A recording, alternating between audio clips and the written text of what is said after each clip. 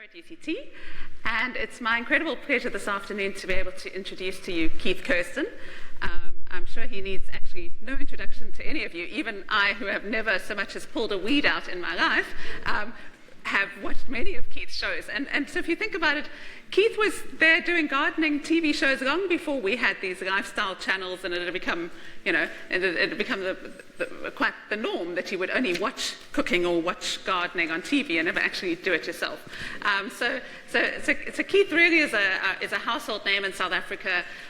He was on television right from the start when it was first introduced in South Africa in the mid-70s.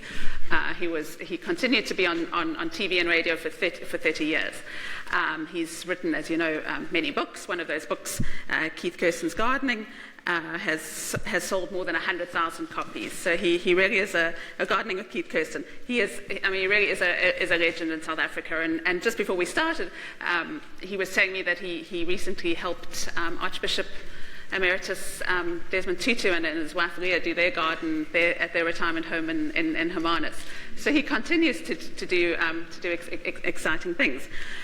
So, welcome. Welcome. Thank you so much for making the time. We know you're incredibly busy, and we've been trying to get Keith to come to summer school for a long time, and his own agenda's never made that possible. Well, we've wanted to, and so we're immensely grateful to him for being here. So he's going to talk for about 50 minutes, take some questions at the end, and then apparently there are some handouts when you leave. So don't feel that you have to take too many notes, but yeah, let's have an engaging afternoon.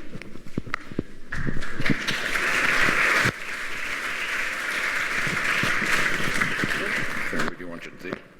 Is that all right? Or do you want the other way? So where's the thing when you're going to do it? You can put it like that. Are you going to do it like that? Okay, cool. You can just plug it into my belt there. Okay, good. Good afternoon, everyone. First of all, I'm delighted to be here, and I'm very grateful that the university did invite me. When I did arrive in the director's office earlier today, she said to me, we didn't think you'd ever accept to come, so, and why not? And presumably most of you are gardeners or are interested in gardens. And of course, they would ask me to come to Cape Town when you're in the worst drought in living history and talk about gardening. A few questions I have for you just to get going. Demographics. How many of you are swallows who come in only for this time of the year in sunny South Africa when we have, I hope you're only bathing once a week and conserving water. Bring some of yours with you next time. Anyway, in the beginning, we're going to be talking about where gardening began, because I think it's going to give us a kind of a concept of where we're going and what we need to do in the future. And if you thought that gardening would be the same as it used to be, you've got to change your minds about it or take a Prozac, one or the other, but it's going to be different. I'm going to talk a bit about the history of gardening and the various art forms, and then we're going to get on to serious sustainable gardening and real examples of gardens, particularly ones in the Cape. How many of you are from outside of Cape Town? Quite a few of you. And small gardens, large garden, Somerset West is Cape Town. I want to know if you've come from the Eastern Cape or Johannesburg or whatever. Yeah. Well, even Johannesburg have still got their water restrictions and haven't been lifted. We had fabulous rains after a year of drought, serious drought. And we also had serious restrictions, not as bad as here yet, but we are also having a dicey middle of summer now where it's raining and sort of localized and not enough. So our droughts will return. And then I've got lists of plants. So don't despair. What I have got for you here are 6 pages that you'll be able to collect. And, at the top there's one for everyone. One is on something I'm going to read now. One is the concept of gardens from the past. One is on still that and where gardening all began. And then a list of very nice plants, A to Z. And I'm not a plant Nazi. I don't mind exotic plants as well as indigenous. I get criticized a little in the Cape, with my purist friends who only have indigenous plants, but there are such things as Mediterranean plants that are good and not invasive, that come from either Australia or California or the south of France or wherever. We sell some of our hybrid agapanthus in the south of France. You go to the Hollywood and look at the Hollywood homes around Los Angeles, and you'll see that they've all got standard plumbagos spilling out. I went to Australia years ago, and I've never seen more clivias in any other country, even South Africa, than what I've seen in the gardens around Sydney and other parts of Australia and New Zealand. So, some of the countries around the world were doing better things with our indigenous plants than we were doing here, because we were all fixed on the hydrangeas and the lavender and the all those kind of things. And then in the Bailey's, or the RHS dictionary, I should say, of gardening, in 1992, I wrote the history of gardening in South Africa, and it's in that encyclopedia. So if you go to the RHS dictionary of gardening, you'll see the piece on the history of gardening since it's been going in South Africa in this exhibit. And these are all for you to take home later. And I have to have my notes because that's the way I keep on track. So that we've done. Then we're going to get to, I'm going to read this to you because it kind of makes you really realize what we have been doing in South Africa and the rest of the world for that matter, whether it be the UK, Australia, America. There's beautiful English gardens outside New York that you'd think that you were in England. So people can perfect it. And wherever the colonials went, and that's a bad word in this university, bless our forefathers' cotton socks, whether they were German, Portuguese, French, English, Irish, or whatever. But that's history, which we're going to learn about. But if we go back to the English conquered the world, the modern world, or the more modern world, and wherever we went, we made English country gardens in New Zealand and Australia, and the 5 most common plants worldwide 10 years ago was mondo grass, lavender, box hedging of any form, and poodle or lollipop plants. Camellias in the cold climates, and crab apples, and in the warm climates, hibiscus and Sheena's gold, and you all know it. Some people have poodled their gardens to hell. I mean, lollipops everywhere. I mean, if you really want to see real beautiful topiary work, go to some of the ancient gardens of England or even in Italy. So that's it. Now, talking about my subject today makes me think of Stephen Anderton, who's a great gardener and lecturer in the UK, and he's also an actor, first and foremost, and then didn't make money in acting. It's a tough life in England, and he does wonderful gardening, and he writes in the London papers. And Stephen Anderson said that gardening is rather like making love in a telephone booth. He said, you don't quite know where to begin and where to end. And, gardeners love plants, and I'm more a plantsman than a designer, although I do a lot of design work today as well, and studied it. But I love plants. So I see ladies come into the garden centre and they buy a whole trolley load of plants, and I say, where are you going to put that? Oh, I don't know, I just like the look of them. When I get home, I'll find a spot, we'll stick it in, and you end up with a fruit salad. So I've found out how many of you are out of town. Small, large properties? Are we in smaller properties these days than large, maybe? Small and large. Small, okay. People have favorite colors in gardening. Some people gardening entirely in containers because that's easier to manage, and it's in a small townhouse garden or retirement village or whatever. Christopher Lloyd hated roses. It's a free world. You can love or hate whatever you like. People hate cannas. 10, 20 years ago, you couldn't buy an aloe in a garden centre, and no one wanted aloes. They were those things that grew out in the veldt. And now everyone's running to garden centres to look for indigenous, water-wise, hardy, beautiful plants that belong to South Africa. People have favourite colours. Christopher Lloyd in England at Great Dixter hated his mother's roses. He pulled them out the moment she died and planted a tropical garden with, all the sort of tropical leaves of aralias and, all those kind of things, even though they died in winter. Cannas, because they die in winter, but they grow beautifully in the summer. And he has a whole kind of exotic grass come big leafed elephant's ears and whatever, and they just cover them, or so many of them are bulbous, and they come up again, and that's in one of the areas of the garden at Great Dixter, which was a rose garden. John Brooks, the Kramer's garden designer in England, who really created more interest in formal gardening as opposed to formal gardening, when everyone else was doing buxed hedges and roses and all that kind of stuff, and he hated and loathed rhododendrons, you know, and we go to England and we see beautiful rhododendrons, we love them. And so it's a free world, and as I say, if you don't like it, take a Prozac. And then there's variegated plants. I've got a friend in Balgowan, in Natal, in the Midlands, and he absolutely abhors a variegated plant. God forbid he's got variegated ivy or variegated, you know, myrtus or a variegated viburnum or anything like that. He wants it all green, all green.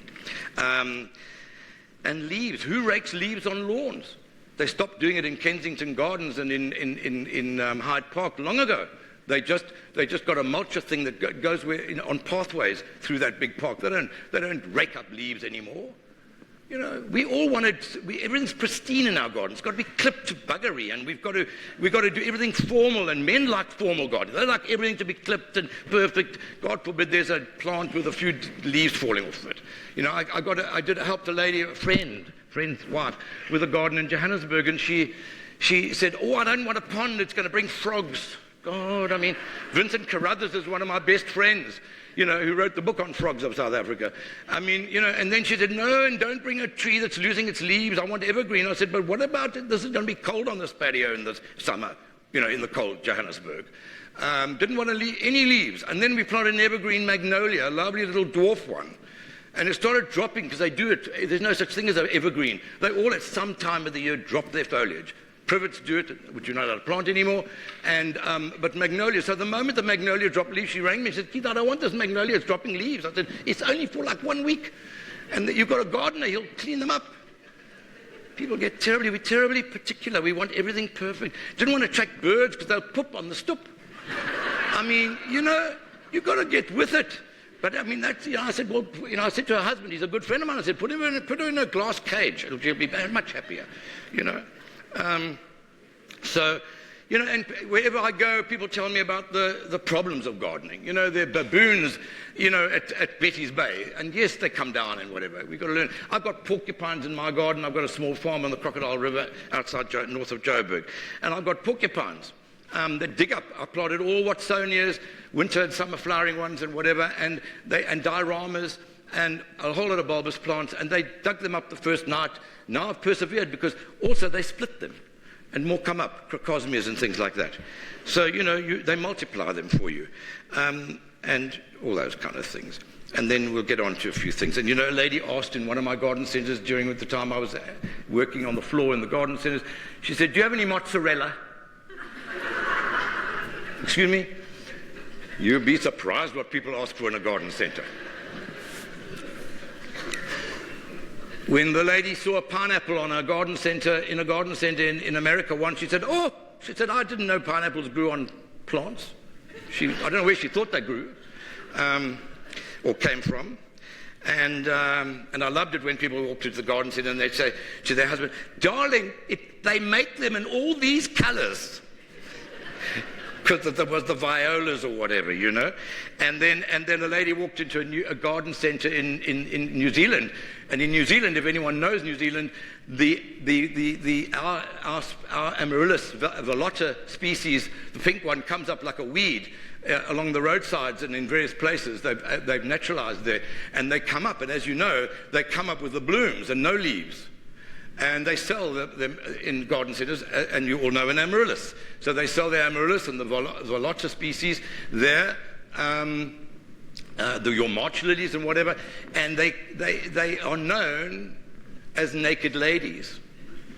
And she walked in and said, "Do you have any naked ladies?" And the little man clerk behind the counter said, "The day ain't out yet, ma'am, but we don't have any now." And Alan Titchmarsh, you know, if you're from England, he's always at Chelsea Flower Show, and a lady asked him and said that her rose wasn't doing very well, and he said, "Well, give it the odd prune." A year later, she said, "You know, I've got a bone to pick with you." He said, "I gave it a whole tin of prunes and didn't do anything."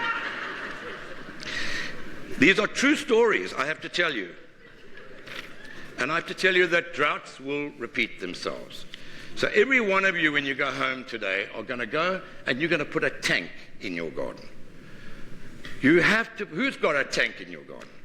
Gee, a lot of you. Fabulous. And when did you put them in? In the last couple of years? Yes. You know, we have to conserve water here. Your people are just flowing in here and whatever. But this is what it's about. God, some of you might know this already. It's a little discussion between God and St. Francis. Do you know it? Some of you know it? Okay. I'm going to read it quickly because it's really what it's all about at the end of the day. And then we're going to go into the interesting stuff. And we'll tell you about the fynbos of the Cape and show you some lovely slides. God says, St. Francis, you know all about gardens and nature. What in the world is going on down there on earth? What happened to the dandelions, the violets, the thistles, and the stuff I started eons ago? I had a perfect no-maintenance garden plan. Those plants grow in any soil, withstand drought, and multiply with abandon. The nectar and the long-lasting blossoms attract butterflies, birds, and bees, and flocks of songbirds. I expected to see a vast garden of colour by now. All I see are these green triangles. I hate lawns. It's one of my new passions. And yet, if you've got a lovely green lawn and you've got the water, no issue. But I don't like lawns. They're water guzzlers, and they're no good in a South African dry garden. God says, St. Francis says it's the tribes that settled there, Lord. The suburbanites, they started calling your flowers weeds, and they went to great lengths to kill them and replace them with grass. The truth is that people bought from the Transvaal and wherever, at Langebaan, they took out the fynbos and they planted kikuyu and some roses. They did do it 10 years ago or more. Real examples. God says grass, but it's boring, not colourful. It doesn't attract butterflies, birds and bees, only grubs and earthworms. And it's temperamental with temperatures. Do these suburbanites really want all that grass growing there? So Francis says, apparently so, Lord. They go to great pains to grow it, keep it green, and then they begin each spring to fertilize by fertilizing the grass and poisoning any other plant that crops up in the lawn. And God says the spring rains and the warm weather will make the grass grow really fast. That must make the suburbanites very happy. So Francis says, apparently not, Lord. As soon as it grows a little, they cut it. Sometimes twice a week. God says they cut it. Do they bale it like hay? St. Francis says, not exactly, Lord. Most of them rake it up and they put it in bags. They bag it. Why? Is it a cash crop? Do they sell it? St. Francis says, no, sir. The opposite. They pay to throw it away. And God says, now let me get this straight. They fertilize the grass to grow it, and when it does grow, they cut it off and they pay to throw it away. St. Francis says, yes, sir. The suburbanites must be relieved, God says, in summer when we cut back on the rain and we turn up the heat. That surely slows the growth and saves them a lot of work. God says, these suburbanites must be relieved. St. Francis says, you aren't going to believe this, Lord. When the grass stops growing so fast, they drag out the hoses and they pay money to water it so that they can continue to mow it and pay to get rid of it. God says, what nonsense. At least they kept some of the trees. That was a stroke of genius, if I do say so myself. The trees must grow in the spring and provide beauty and shade in the summer. And in the autumn, they fall to the ground and form a natural blanket to keep the moisture in the soil and protect the trees and bushes. Plus, as they rot, the leaves form compost to enhance the soil. It's a natural cycle of life. St. Francis says, you better sit down, Lord. The suburbanites have drawn a new circle. As soon as the leaves fall, they rake them into piles and they pay to haul them away. Hopefully you're putting them on your compost.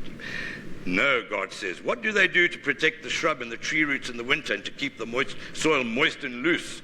St. Francis says, after throwing away the leaves, they go out and they buy something they call mulch. And they haul it home and they spread it around in place of the leaves. And God says, oh, and where do they get this mulch? St. Francis says they cut down the trees and they grind them up and make the mulch. God says, enough. I don't want to think about this anymore. St. Catherine, you're in charge of the arts. What movie are you scheduled for us tonight? St. Catherine says, Dumb and Dumber, Lord. It's a real stupid movie about God says, never mind. I've just learned the whole story from St. Francis. Anyway, so that says it all. We've got big lawns, sometimes in small gardens. We overpave. Our swimming pools are blue. Who's got a black swimming pool or a charcoal swimming pool? You've got one. Are you husband and wife? Good. Yeah. No, that's okay. I was going to give you 2 books. There's a book for you. That's a good answer. Okay, who's got a proper eco? Sorry, it's a present, yes. Well, you think I'm selling it? I'm not allowed to sell books anyway. It's a present. What about eco pools? Real eco pools with a pond with all the nice water plants and the papyrus grasses and all that, filtering the water that goes back into your swimming pool. Do you know that chlorine is illegal in America? You're not allowed to have a chlorine swimming pool.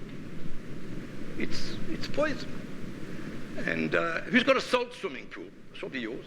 Good. Well, we're getting there, even though they're a lot of maintenance in a way. So there we go. Here in the Cape Floristic region, and I'm going to just read 3 parts of this, the Cape Floral Kingdom is the smallest of 6 floral kingdoms in the world. It is the only one contained in its entirety within a single country.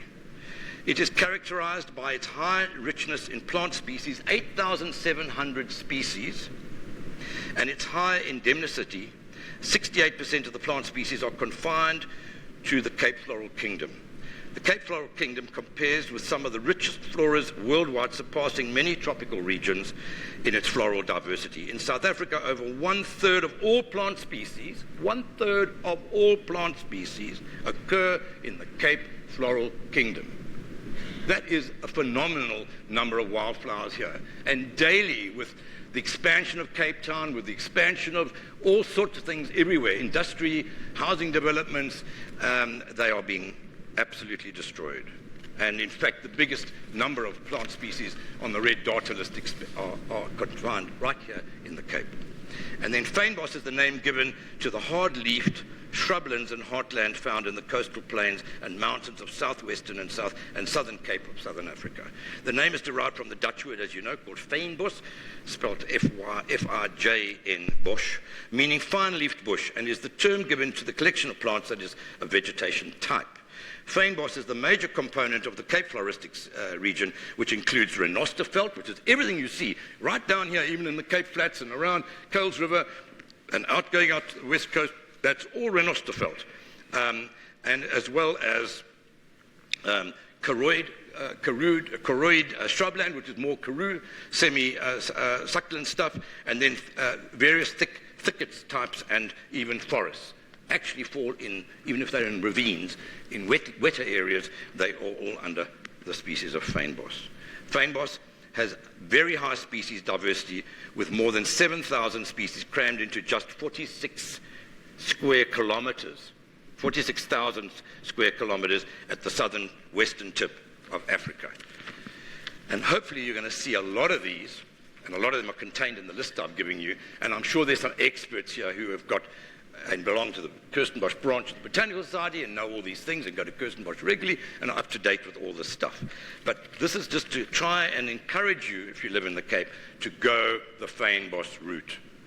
And especially if you don't have water availability and you cannot grow camellias and whatever. Clivias are water-wise, even though they need the shade and even though they absorb moisture with their roots, they store it. In fact, they need a dry spell to flower well. People say my clivias aren't doing very well. I bet they're wet, too wet. They need a dry spell prior. As soon as they form the buds, they need a dry spell to push those buds out. So we overwater.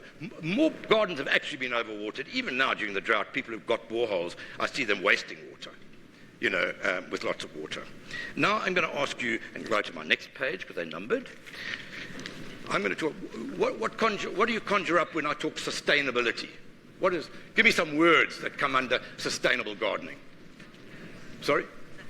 Well, that's plants, vegetative plants, right? Plants. What else? Biodiversity, more than one variety. You can't garden and attract birds and butterflies and the good insects to eat the bad insects if you don't have diversity in your garden. So if you've got monoculture, which is why I don't like vast areas of lawn and just trees, or parklands, they can be very nice, but they need biodiversity. They need lots of plant species. I can't give you another book. Have you got any grandchildren?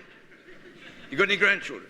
I'll give you a book that Lynn Hurry, an educationist, and I did on gardening is fun. And most of my friends read that before they read anything else. It tells you how to make compost, soil types of South Africa. It's a children's book, how to grow carrots using the tops and avocados and all that kind of stuff. It's for children. But your grandchildren will love it, and you'll read it before you give it to them, I know. Give me another name for sustainable gardening. Yeah, but that's the water type. Drought resistant, yes, that's the plant. I want other words. Well, water-wise? What about organic? No pesticides. That's sustainable gardening. The more you spray with pesticides, the more you're killing the good things that actually make your plants grow better. You need a 3-year cycle of not spraying. You can't just do 1 year and say, oh, the bugs are still eating.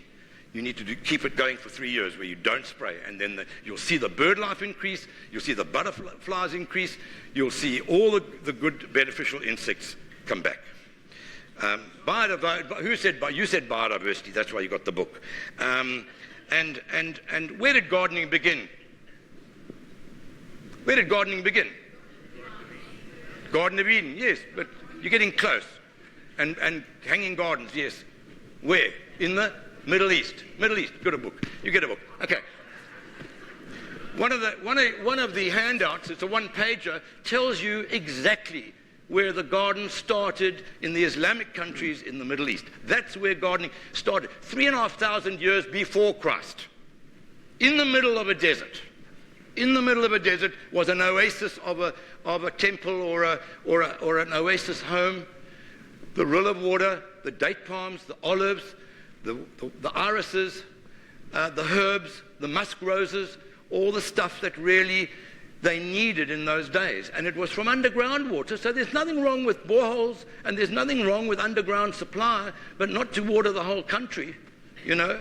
That was just for one dwelling in the middle of a desert. And if you look at Penelope Hobhouse's book, it says that the earliest gardens were oases in the desert of the Middle East. That's where gardening actually began. Long ago, the colonial gardens that we've done worldwide is an English thing, because the English perfected gardening, and they are mad gardeners. The French, not as mad, but if you go to Normandy and all those areas, influenced by the French, wonderful. And they had more temples and grottos and pavilions and things. And that's where the grand tours, the English went on the grand tours to France, and then they went home and they had to have a grotto in their garden. And it was one-upmanship. You know, you go to Stourhead and you go to Painshill Park and all these places. Everyone was vying with one another. And there was Repton and Capability Brown, and they re-engineered rivers to make lakes in front of the mansion, or the palace, or the whatever. So, you know, gardening, and they went on grand tours. They brought these very Romanistic and French ideas and Italianate ideas to England. And that's where the fountains and the pavilions and the grottos and the bridges over streams and that all started. Otherwise, it was just beautiful, beautiful indigenous English bush, veld and grasslands. Other early gardens were recorded in the river cultures of Mesopotamia and Egypt. You see in the pyramids. You see the date palms, you see the water lilies, all there in the temples. Even as early as 2000 BC, the waters of the Euphrates, Tigris, and the Nile rivers were irrigating pleasure gardens as well as crops in Pannonia. This is one of the most useful books to have on In Search of Paradise. We had the Gardens of Eden, but it's actually the Gardens of Paradise. It was the paradise gardens that were made in the Middle East in the deserts. And a lot of it came out of the Quran and the Eastern culture because it was integral to their beliefs. And has gone through religion right through all of religion worldwide. And in Penelope Hobhouse's book, there is a desert. I should have had it on here. There is a desert picture, and there is the oasis. In the middle of this vast desert stood this garden. And you can go on tours with various experts from the UK and all over the world who take people who are mad about Islamic, or not Islamic, but gardens of Persia. Some of them are not well kept anymore, some are beautifully kept, depending on the funds available. And you know that's how life is in South Africa too. Depends on the funds available to do these things. So there's the Paradise Garden. You know, as recorded in the Old Testament, the scripture common to Judaism, Christianity, and Islam, the Garden of Eden was identified with paradise. In the 7th century, Muslims expanded to this theme into the terrestrial gardens, intended to be foretaste of the celestial paradise to come.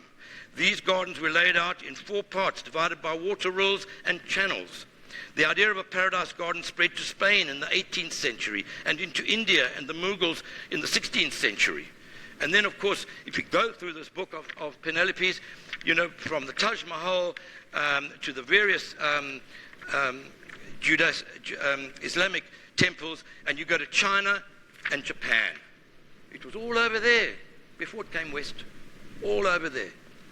And then the British, all our forebears most probably, you know, went to New Zealand, went to Australia, went to America, went to South Africa and whatever, and they gardened the English way.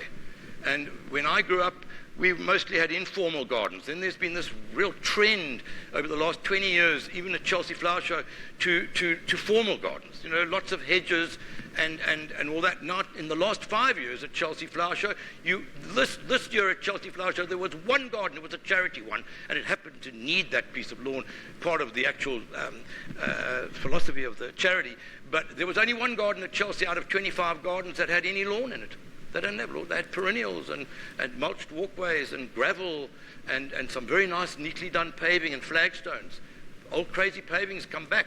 It's a simple thing. Water grows in between the paving and goes down to the roots. Instead of plastering everywhere, grouting brick paving should never happen. Bricks should be laid just like that. I'm jumping around. And so the formal trend from formal to informal has developed back again from the formal. 10 years ago at Chelsea Flower Show, there was a lot of hard paving. There was a lot of water rills and glass and stainless steel and all kinds of hard landscape materials brought into the landscapes. Designers love doing that. I always say they don't know enough about plants, so they give you more paving, more pots, more, you know, things like that, fountains or whatever. So it's come back sort of full circle.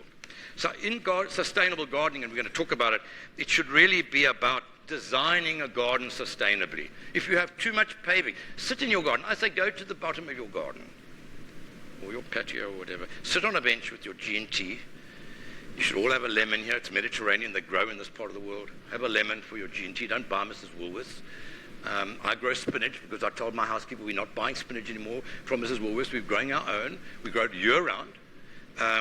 Just have a little couple of those hoops and put over a polytunnel and grow your vegetables in it, even during the late autumn and early spring when it's still quite cold. Biodiversity, designing for sustainability, planting for sustainability. So don't plant something in your garden that's not suitable for your garden. Just don't. Just don't. Just try and ignore it. Go to something that grows for you. I've never seen plumbago looking better than in this drought. You can't believe how that thing's just flourishing because it's got underground roots. It knows where the water is. And they survive as hedges just left. Unfortunately, people don't train their staff properly or they don't realize the amateur and they go and cut it just when it's in full bud and about to flower. And they hedge it instead of just letting it. Yes, and you can tell me that plumbago will grow over everything else or whatever. That's the fun of gardening. Get out there and cut it and, you know, bring it back to where it should be. Eat sustainably. How many of you actually have a decent vegetable garden? Fantastic. Have you had a prize already? You've had a book. You've had a book. Who didn't have a book? All right, I'll give a few books away today. Did you have a book? No, you haven't. I'll give you a book. And I'll give one. Well, you see, I should really be giving someone further back. Who's really got a good vegetable garden? The lady with the glasses behind you. If you'd pass that back to her, please. And you guys here. So, you know, this is on 25 gardens of South Africa, and you'll see all kinds there. Fynbos gardens, forest gardens up in Mpumalanga, even the Durban Botanic Gardens and Kirstenbosch. Eat sustainably and then practice sustainably. Don't spray with pesticides. Use more compost. You know, in spring you should have a whole pile of manure on your pavement or 10 bags in the garage ready for gardening. You can't garden without food. You take your vitamins, I'm damn sure. I took a vitamin C this morning. So feed your garden. Feed it. And make your own compost, all those kind of things. So you cultivate, and there's a whole thing about not cultivating soil going around at the moment. Do me a favor. If that ground cakes, you need to loosen it. You get air to the roots. When it does rain, or when you water with a watering system or drip irrigation, which is what you should be using if you are using irrigation, and you practice sustainability, but you cultivate, just loosening the surface of the soil so the water can get down into the roots and go down. And then obviously you can mulch, and preferably you've made your own compost to mulch. You're not buying it if you don't have to. If you obviously don't have the space, then what's the odd bag or two of mulch that you bought when we've actually taken down alien invasive plants that have been chopped up. They're perfectly suitable for using as mulch in your garden. And deadheading plants. I get 3-4 flushes a year out of my roses just in the summer months, from spring through to, and we have cold winters where everything just is dead on my farm. And we get 4 flushes of my roses purely by immediately deadheading. And don't just cut the tips off, take them down about that far, and you'll get another flush on your roses. I know that people here don't want roses. I just understand that. Okay. So I want to show you some of these things. I've been through some of this stuff. And droughts, as I said, are going to repeat themselves.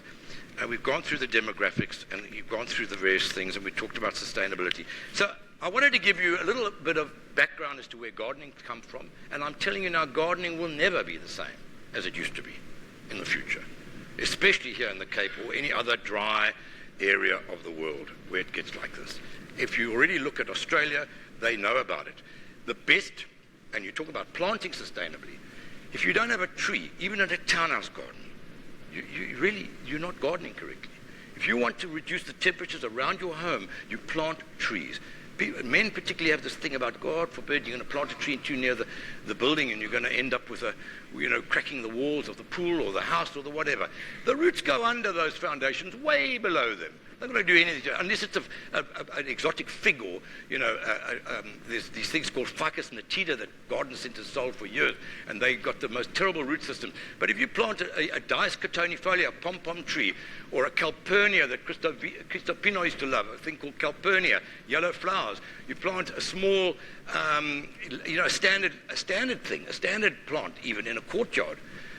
You look out of your kitchen windows, if you don't see greenery and some sort of plants, what do you want to look at a concrete wall for? We live with ugliness as our cities grow.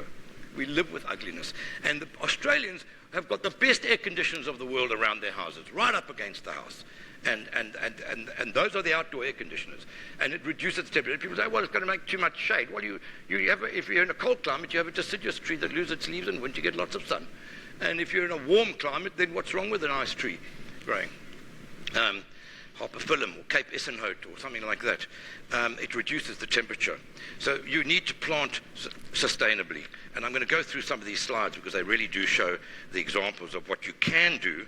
And in the Cape here, I do believe that you should be planting more indigenous. Every garden should have at least, except for the purists who want only indigenous, that's fine. And you can really, and I'll show you some, you can have complete indigenous gardens. Complete. And with the trees and the shrubs and all of that feinboss stuff is all there. It's in trees, it's in shrubs, it's in ground covers, it's in perennials and repeat flowering things. And yes, you've got to trim them and cut them every now and again. But you certainly need to garden sustainably by designing sustainably. If you go to the bottom of your garden, you sit and have that G&T and you look back at your garden, it will tell you that I need more sun here if it's too shady, or I need more shade there. I've got too much paving.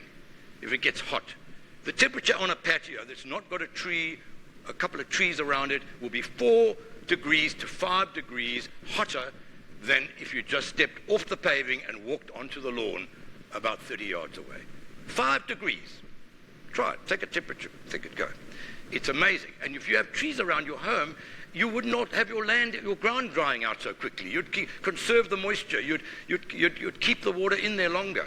And you'd create shade for Macaea bella, Plectranthus, and Clivias, and all the other lovely shade-loving things that will thrive in there. And you wouldn't even have to water them as much because they're in the shade instead of burning. I have a little place at Zevenwacht, and I see a neighbour of mine in the old original estate there, lovely big trees and heritage stone pines, and I see the clivias burning up at the moment because they're on the edges where they're getting too much sun, and they could be under the trees and flourishing even now in the drought.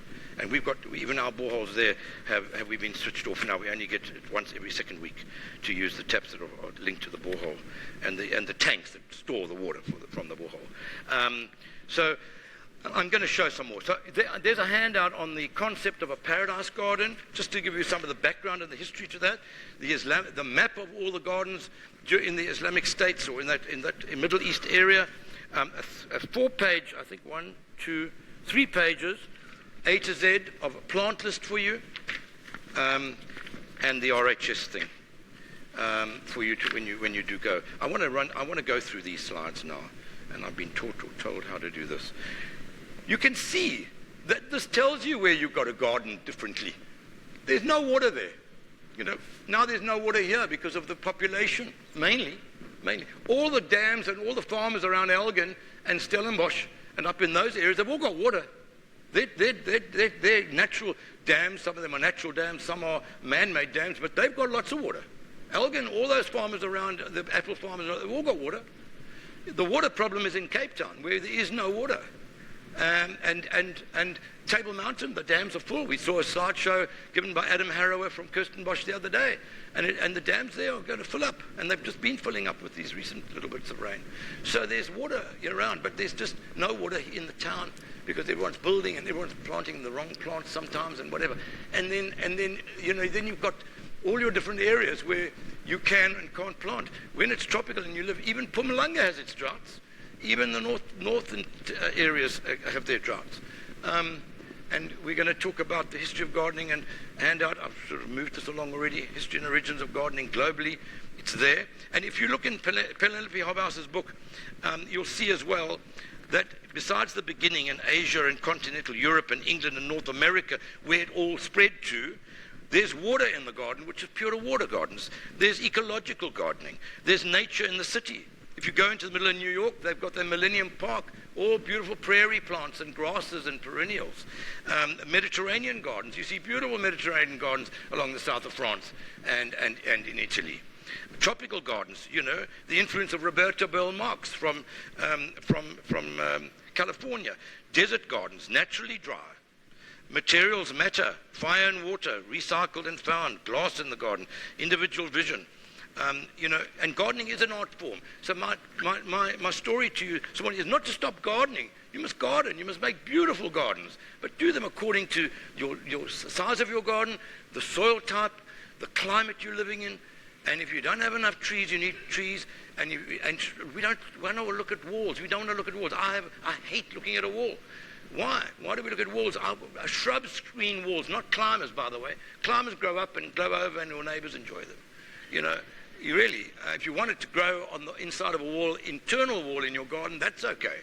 But on your boundaries, they grow up in the trees, they get in your electric fences, they shrub screen walls. And there's lovely indigenous shrubs, which you'll look at just now. I'm going to move this along. Design is important. If you don't have the right design, I'm not saying you're going to go out and get an expert designer, just you'll know. Reduce your paving. Take up paving. I've got an old-fashioned swimming pool, you'll see it. And I just took out all the paving around it and took the lawn right to the edge. And I do have a lawn, by the way. And I'm reducing it daily, but I live on a farm, and it was a sheep paddock. The actual farmer had his sheep everywhere and knew nothing about gardening. So we've tamed that area around the house. But the design is important. Less paving, more trees, no walls, hide them. Prepare your soil right in the beginning. If you've got to redo a garden or a bed, redo it properly. Use bone meal. We only use on our landscape sites bone meal and compost and mulch when we want to do pathways. You'll see some of them.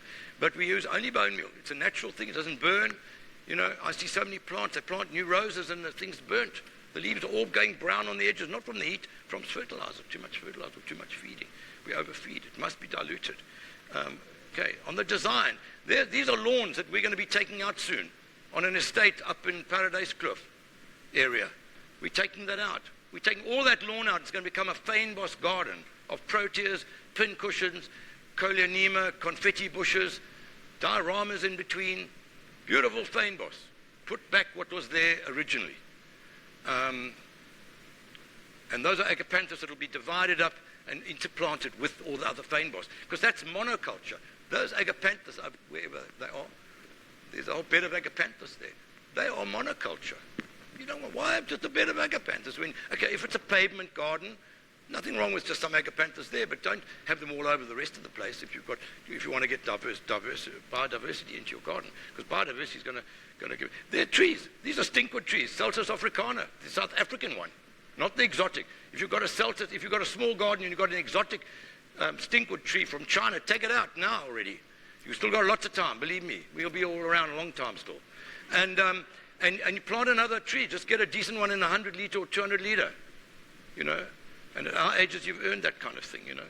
So look at that. Those trees are, how many meters? That's 1, 2, 3 meters. The house is standing, not got a crack in it. This is an old bungalow farm that I've fixed up. And okay, I'm privileged to have 350-year-old Vaderlands Wilks Combritum willows in the back garden. This is a courtyard. When I came to this house, this courtyard was just lawn, kikuyu lawn, believe it or not, the ubiquitous weeping mulberry in the middle, some cannas and roses around the edge, and it was a lawn. They schlepped in a bit of a lawn. This is quite a big courtyard. It's twice that size. It goes to the left-hand side as well. And I've just put gravel. And that's anthuricum, which is one of the wild hen and chickens. They're all now called anthuricums. They're not called chlorophytum anymore. And that's it. And I put 2 magnolias. And yes, they do. You see, they lose leaves. So what? We break them up on the gravel. And the pathways are made just in the areas where we walk. And that's Virginia creeper, because I don't like walls. And people say, oh, how can you put it? Well, spiders are going to come in the house. We get the odd spider in the house. It's not a pain in the neck, you know. Nothing a can of doom can't do. If it's inside the house, I've got frogs at the back of my wine boxes, you know, my wine cubbyholes. And they go in there to hibernate during the winter. I have no issue. They pop through the house every now and again, but they go in the door and out the back door, whatever. They don't, you know, we find the odd one in a slipper, but it's not going to kill you, you know. This here, I'm showing this on purpose. This is behind my garden, and that there was bone dry, and the white ants had eaten it to nothing. I didn't have time to look for it, but I could have shown you this picture from 12 months ago. It was just sand, bare felt that had been eaten to the ground with white ants everywhere. Real termites, I should say, not white ants. Well, they are white ants. Termites. And this is 1 year later since the nice rains we had this summer. And now we're watching it carefully because we are going back into these little bits of not getting the same rainfall as usual. But it's amazing how nature does look after itself. And I think nature is forgiving. I do believe this drought will break and we'll have another 5 years of good gardening and you won't even think there was a drought again. But you've got to remember, it will come back again.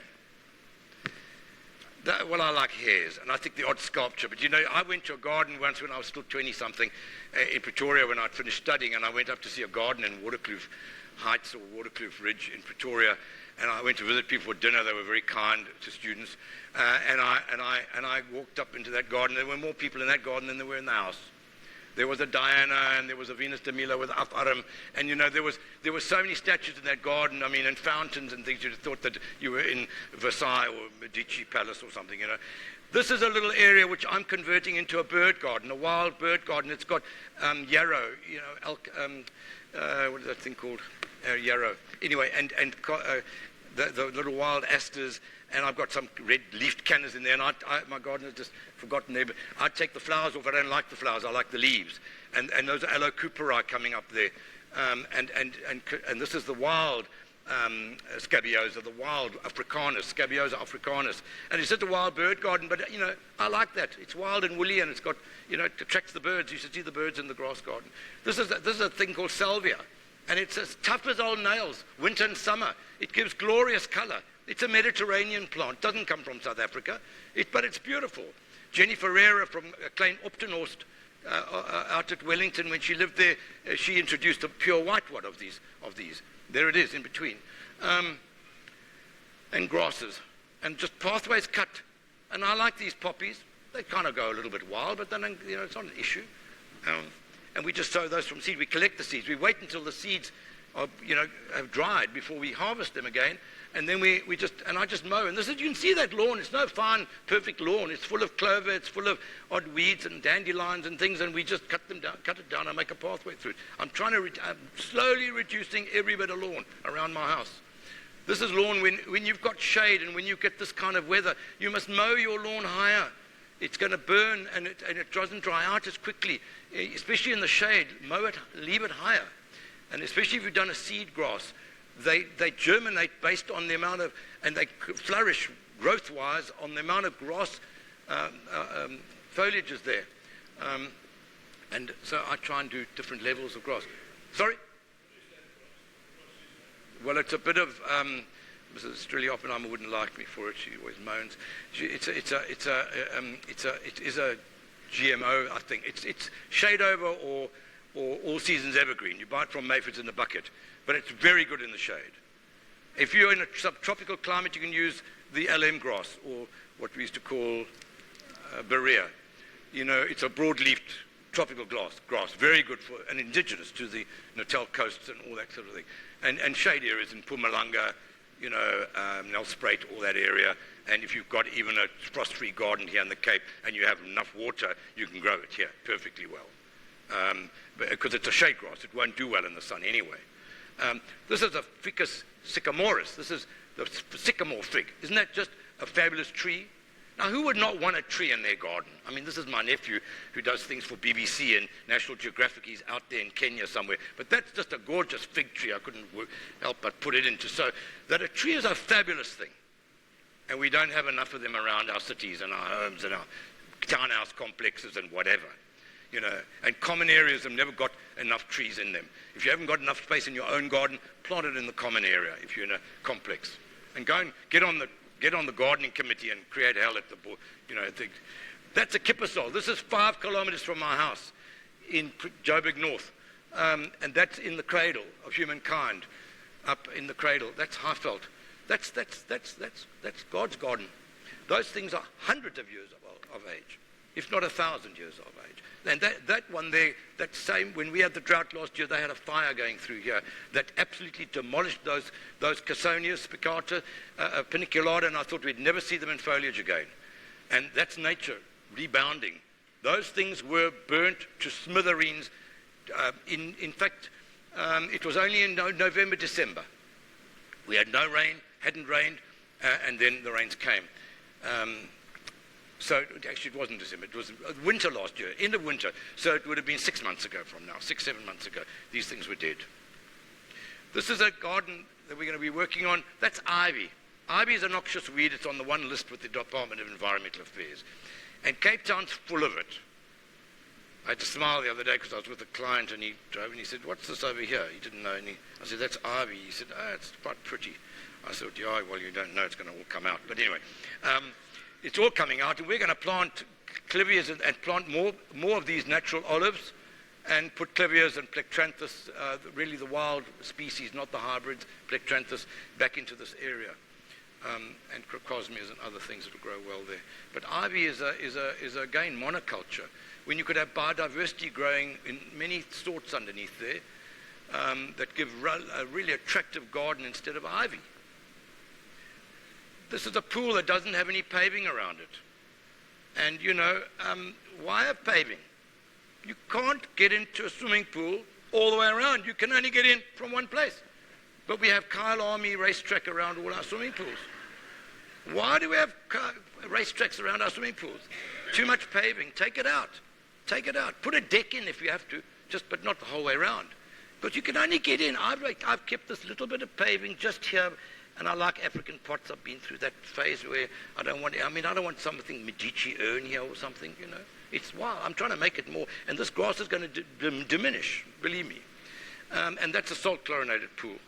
Because the next step is to go the whole ecological route, which I might now do, because the salt doesn't always work as well. And I don't know what that is now. I can look here. Oh, that's another shot. This is what I'm talking about. This is what you can be doing in sunny areas around Cape Town and in your own gardens, no matter how small they are. That's just a mulched pathway with wood chips. Restios, lovely restios. Dioramas in flower there, the pink dioramas are in flower, the restios. There's dioramas there, those little angels, fishing rods, harebells, gazanias, all the dimorphoticas, felicias. And this is not Mediterranean plant, that's a Mediterranean plant, but it's hardy, it's teucrium. Oh no, that's Stubby. That's Stubby. But you're seeing all the different feinboss things. And that's just looking out from Cavalli at Somerset West, between Somerset West and Stellenbosch. And it was, prior to this, just all, grass. What's happened? There must be a missing page. This is Carissa. along the edge there. If you've got a pavement or you want something really tough and hardy, the Carissa, the Num Num, with the Natal plum, with its little white star-shaped flowers, and it's got thorns on it as well. It's good for keeping people off your pavement if you don't want them there. But, you know, plant that along, and it can be trimmed as well. Don't hedge it or lollipop it. Just trim it when you need to. Those are old oaks that are being replaced because of historic reason with more new oaks and some Turkish oaks. Turkish oaks are far better in taking the Cape condition if you need an oak tree in your garden. Here again, we've got ericas, and we've got Peligula, the little one called Little Petite, is a wonderful dwarf Peligula, blowcuppy, as Christa Pinot used to call it, and buchus. All the different buchus are fabulous in a garden, in a fynbos garden. And these Felicias are finished flowering in the front. And wild rosemary and all that kind of stuff. So there we have it. And in the front there's Delospermum cooperi and or Leidenbergiensis, gazanias. And again, look there, you can see clearly the mulch pathway. Are those coming out all right? I can't see it. Yeah. No, you can see that that's wood chip and not gravel. But again, gravel would also work. Gravel will also work. Here's wild rosemary and hemzigia and ground cover cooperas along the front, and pelargoniums. I love pelargoniums, the wild one. You know there's the wild one growing around Camps Bay and all around Cape Town, cucullatum with the purple pink flowers. I mean, that's a gorgeous thing, and they're easy. Just when they get a bit straggly, cut them back, take the tops that much, and stick them back in the ground. They'll grow. And just get young plants coming back, because in nature, that's how they regenerate themselves. I've got to shoot. This is the kind of thing we can do in a shady area by just channeling water on a property using gum poles. If you've got problems growing things under trees, use the logs to make a bed, you know, a garden or a planter around a tree. Just raise and get more soil in there. The problem is sometimes the roots come up, but you could put plastic in, punch some holes in that plastic, let the water through, and plant in that. Rather than building a wall or, you know, doing that. Here's Neisner ferns growing in here, and of course this has got some tropical wild asparagus. There's one called Mazeppa. It comes from Mazeppa Bay in the Transkei, and it grows flat on the ground, and it's called asparagus Mazeppa. And that's a nice silver-leafed yellowwood growing in there. Plectranthus. They're such lovely. That's one of the real native species, the indigenous ones in the front foreground there with the pink, pale pink. And those are all just Plectranthus garden all the way through there in the shade. And grasses and stachys, lamb's ear, blue salvia, some of the irises in the back there, and limonium, which is the new name for statice. The purple statice, that has to be one of the most rewarding Mediterranean plants. And yes, they get scraggly after a while. Pull them out, and the garden centers do need some business, so go and buy another one. You know what I mean? That's a little dwarf yellow form of confetti bush. It's a lovely little dwarf form of the yellow confetti bush available. And in the front, limonium with the purple flowers, and wild garlic, and Raphaeolipus, one of my favorite plants because it's just so versatile. The Indian hawthorn, those are the glossy leafed shrubs in the background. And confetti bushes. I love confetti bushes. They grow everywhere in South Africa. You can plonk one in Nelspruit, Tzaneen, Joburg, Durban, or here, and they'll grow. They're what I call versatile plants. And Raphaeolipus, Indian hawthorn's one, myrtle, which comes from the islands of Ischia in Italy. That's a wonderful thing. Takes the wind, with the fine foliage. This is down at Ellerman House. These are Aloe-thrascias, the wonderful one that grows right on the beach kind of thing. This is a garden not in Millennium Park in New York, but this is in Chicago. A beautiful garden sponsored and donated by a wealthy family there. And it looks terrible now, but that was in autumn, late autumn last year. This is Cavalli, Pride of Madeira. It's a Mediterranean plant. If you've got a big enough garden, have Pride of Madeira in there. As you can see, we've used a lot of status. If you have to leave early, I'll try and finish, and then we're going to have 10 minutes of questions. This is a swale, an area where it does get perennial water in the winter when it rains, but it's got Wachendorfias in there, and arum lilies, even some daylilies. Daylilies are a very rewarding exotic plant that's hardy and a good water-wise plant as well. Using rocks if you can, but that's all fynbos. It's going away from the colonial look of lavender and hydrangeas and oak trees and, all that kind of thing. The oak trees are there, but it's fynbos, reintroducing that, far better for the wildlife. There's Wachendorfia in full flower, the yellow.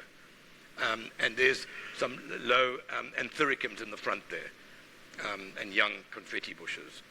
I'm going to try and shoot through these. This is just to show you that this is the way you can have a garden. If you had to rip up your lawn in a garden and say somewhere in Cape Town where you've got no water, rip up the lawn, get it out, put in lots of compost, bone meal, cultivate it, make mulch pathways through it like you saw in the earlier slide, and plant fynbos.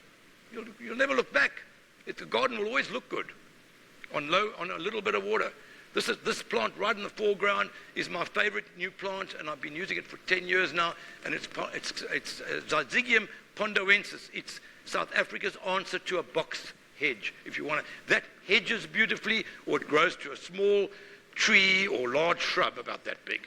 And it's just the most beautiful glossy-leafed evergreen shrub. Zyzigium pondoensis. It comes from Pondoland. It's native to that area, and it's called Zyzigium pondoensis. It's an Sygygium, Zyzigium. It's on your list. It'll be on your plant list. You're getting one.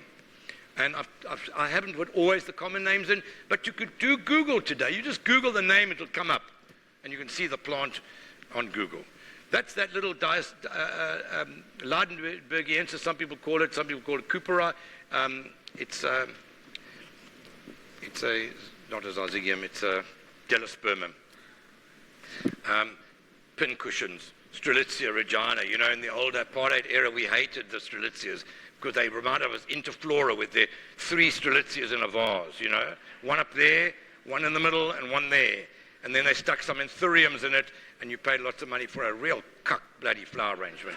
And so now, again, I went into a hotel lobby in Paris once when I took a garden tour to that part of the world and to Keukenhof Gardens.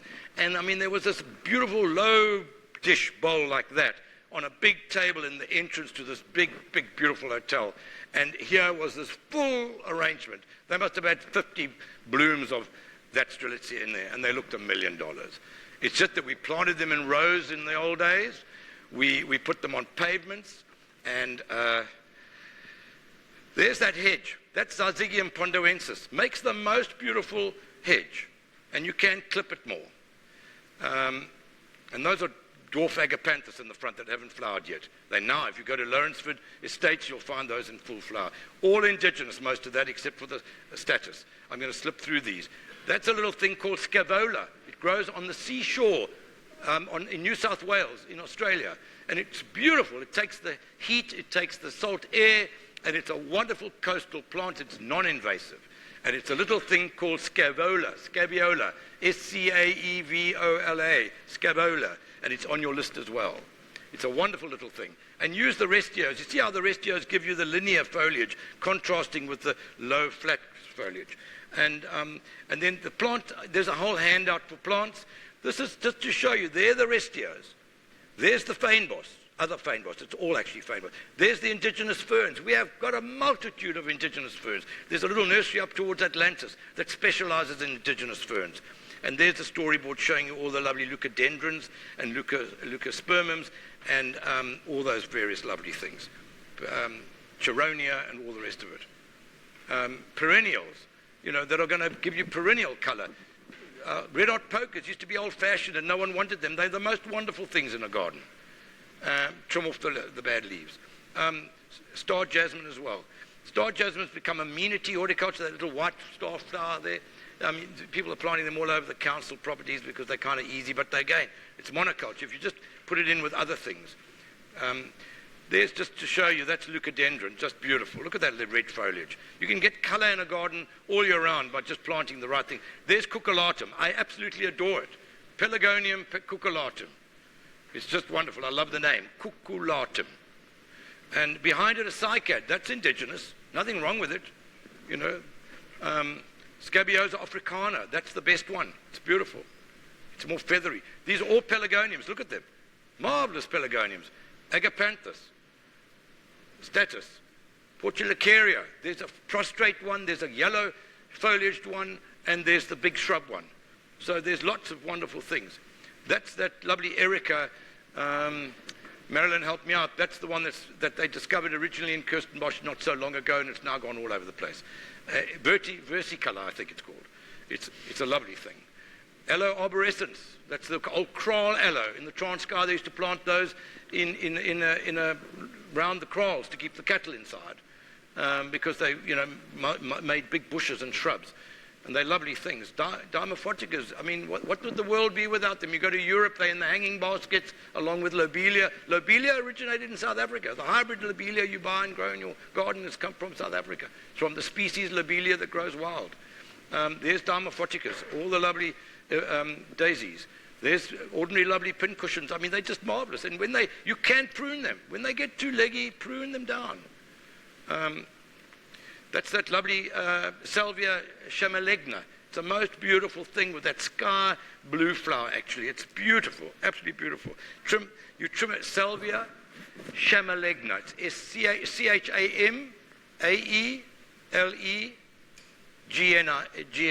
Chamalegna. Chamalegna. It's the most beautiful. That's a little white. That's an ordinary white pride of India. It's a tough water-wise plant. That's a tough water-wise plant.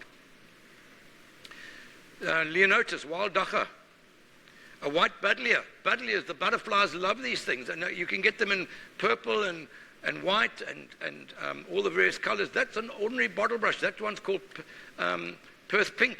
It's one of the best ever that was brought to South Africa, and it's a great water-wise plant for the Cape. If you are not a purist, sorry, they love, yeah. They have been wonderful. There's one that's taken just about a month ago. Bougainvillea, great Mediterranean plant, named after a man by the name of Bougainville. So it's Bougainvillea, it's French. They come from that part of the world, Spain. Look at that little white pelargonium. That's growing in Kirstenbosch up near the tea room. Beautiful thing, just beautiful. Look at those.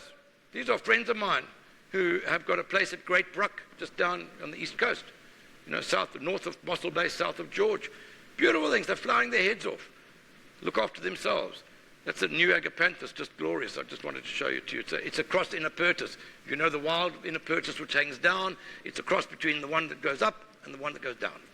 And that's a white one. Beautiful white one called Snowstorm. That's called Snowstorm. Beautiful thing. You put a plank on top. They're all perfectly level. There's a succulent. I went to a little garden centre, super plants or something out near, sort of on the way to Muizenberg there somewhere. And in where? Tokai. And there's a guy there that just makes up these things from the succulents around, and you can buy these containers all beautifully done. I mean, what better than that on a patio? And when I was young, I came from Durban, where I had hibiscus and bougainvilleas and bananas and avocados, and we grew just about anything. And we, and I hated succulents, but actually they are so in trend at the moment.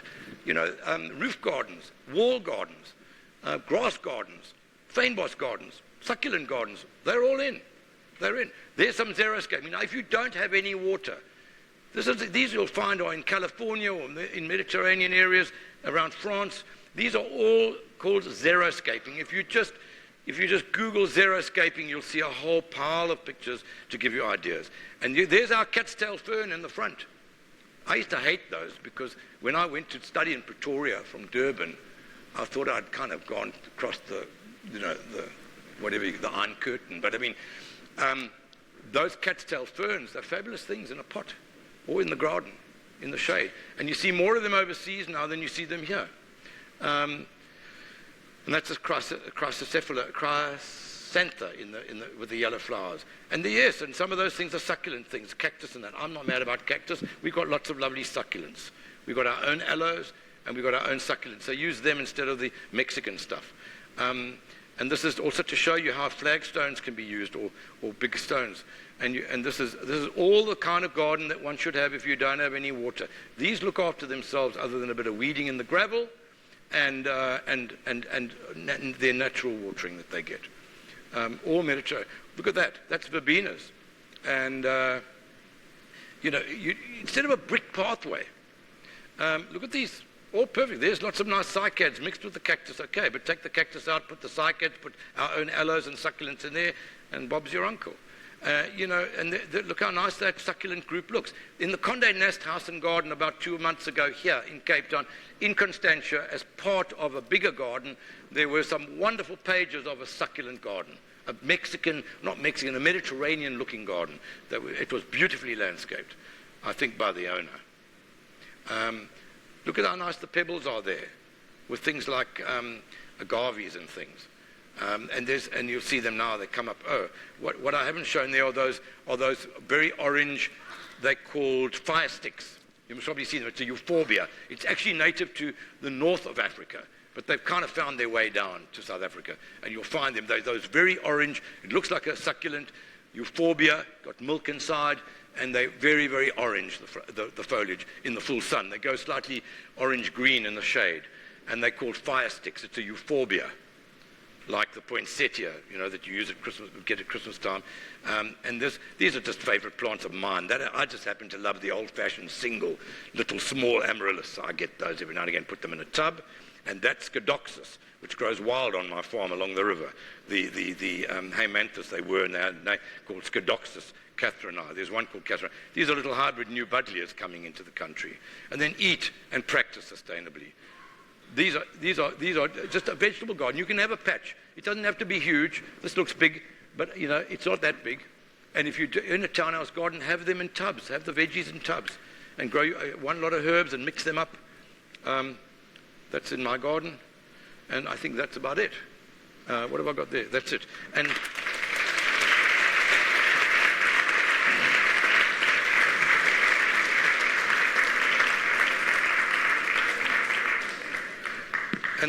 then just, if you Google tanks, you'll have every description of tank you can put in. If you get the Waterwise brochures from Kirsten Bosch or from any garden centre, you can get forest plants if you have a bit of a forest in your garden, bringing nature back to your garden. You can get these wonderful books written by Charles and Julia Buerter. He's a doctor, a medical doctor. Waterwise landscaping, container gardening books. And this is a Fynbos book. Lots of Fynbos books around. Okay. Thank you very much.